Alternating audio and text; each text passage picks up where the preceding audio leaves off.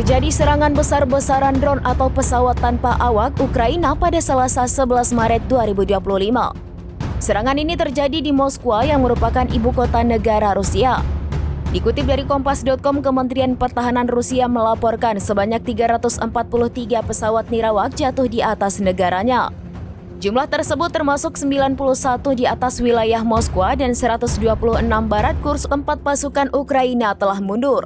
Penjelasan ini disampaikan Wali Kota Moskwa Sergei Sobyanin dengan mengatakan ini merupakan serangan pesawat nirawak Ukraina terbesar di Moskow.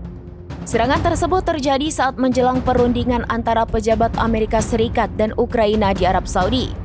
Hal ini dilakukan untuk mengakhiri perang panjang antara Rusia-Ukraina. Selain itu, drone tersebut juga jatuh di dekat pembangkit listrik tenaga nuklir Kursk. Dengan adanya hal ini menyebabkan penutupan sementara di 4 bandara ibu kota Rusia.